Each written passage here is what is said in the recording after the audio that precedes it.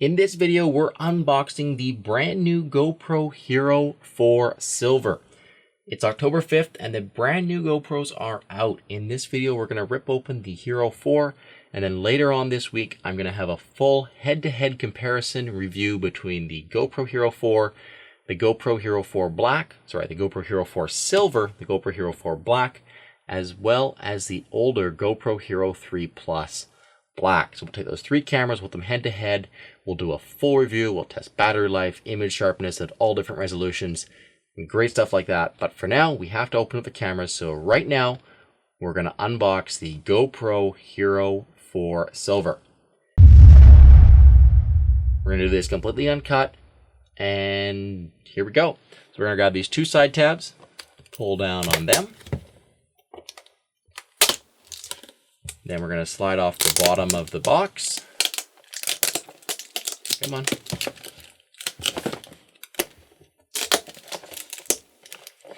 There we go. Put that aside. Then we're going to grab this tab here. Pull this open. Put that aside.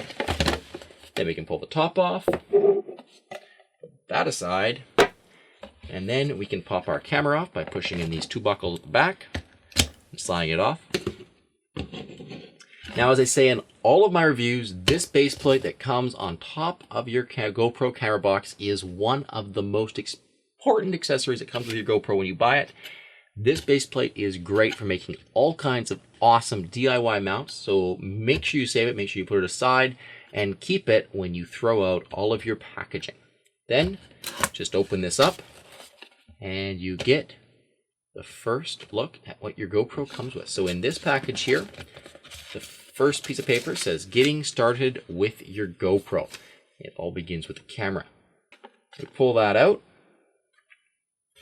Then we get a quick start guide. So apparently this is slightly slower than the getting started with your GoPro. We can pull that out. Then we get some stickers. Oh, 3 stickers. Then we get important safety information. So this appears to be a collection of important safety information about your GoPro. It talks about how you can damage it, how it can damage you, and great things like that. Talks about how hot the camera can get.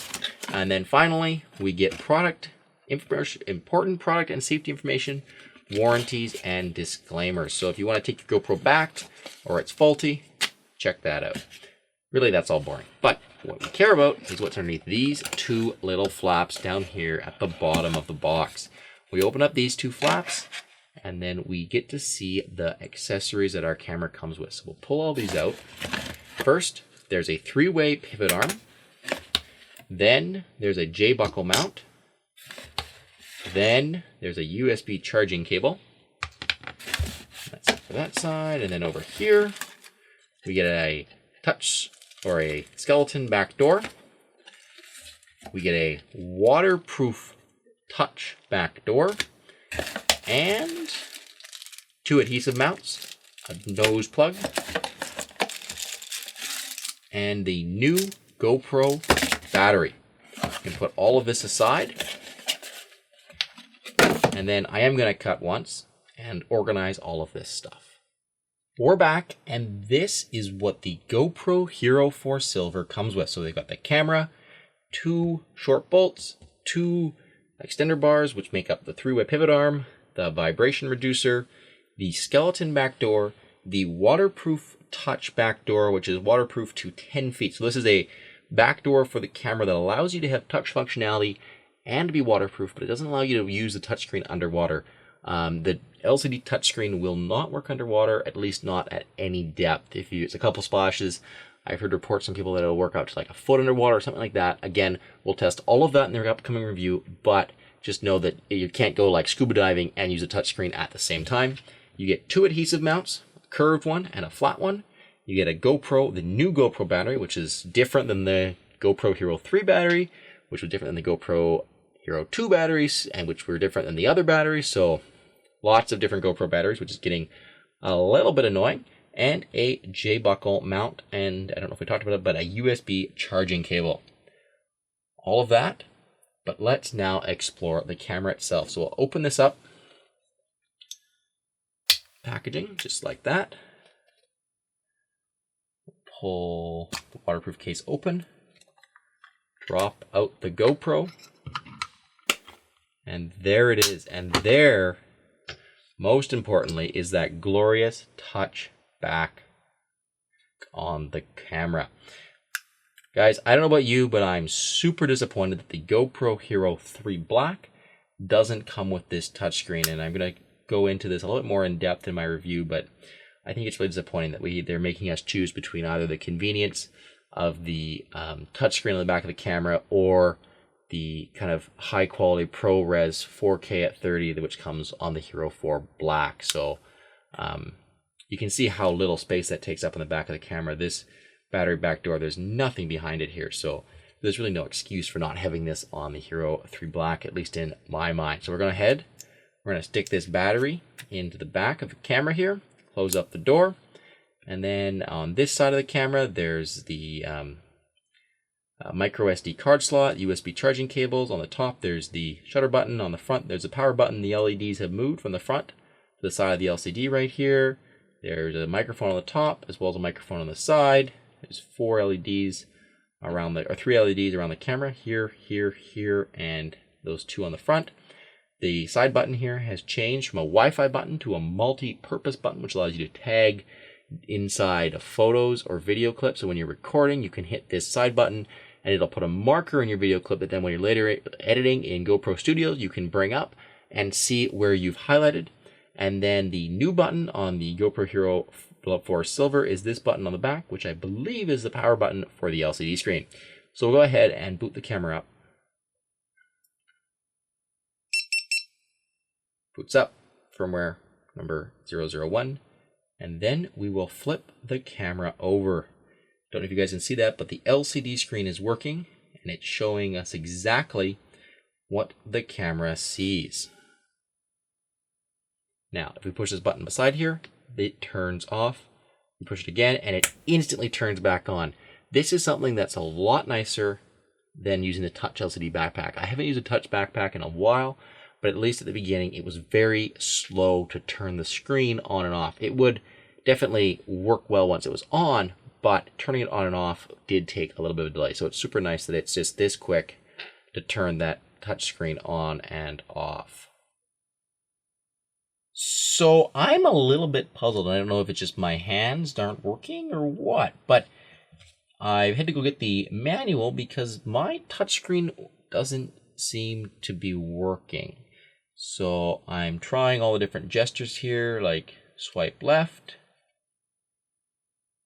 move through lists. This is supposed to change modes. And I don't know if I'm just being silly and I haven't turned it on properly. Maybe there's a way you have to turn the LCD screen on before it'll start working. Maybe it needs an SD card. I know my screen on my Hero 4 Black went really buggy when I didn't have an memory card in it. So maybe we'll try putting a memory card in and see if that makes the screen work. So we've now got that the SD card's installed. You can see on the front here that it's telling me all the different things I've got, but I still have no touch feedback on the LCD. Maybe we'll try turning it off and turning it back on again. All right, there it is. It's back up, but nope. It's still not responding to anything I do to the back of the touchscreen. So that's interesting, and it's definitely not a great start. Between the touch screen not working and the front LCD screen on my Hero 4 Black kind of bugging out a little bit there when I tried to use the function button. Overall, first impressions of the camera are showing it to be a little bit buggy, at least at this point. So, I mean, they are still on their first firmware upgrade, and I haven't upgraded them yet. So I will give them the benefit of the doubt, and we'll upgrade all these cameras. And really, I will not draw any conclusions, good or bad, about these cameras until we do that full review, which should be out in the next couple days. So make sure you guys come back for that. So I was reading the packaging on the side of the camera box here, as well as playing with the camera. And it turns out that the GoPro Hero 4 Silver will shoot 4K. 4K at 15 or 12.5 frames per second, and more importantly, and something you should actually care about, 2.7K at 30 frames per second. This is something which, well, maybe you could have found this out on the GoPro website. I read every detail they posted before this, and this was not listed anywhere. Their announcement videos made it sound like the GoPro Hero 4 Silver was only going to shoot 4K,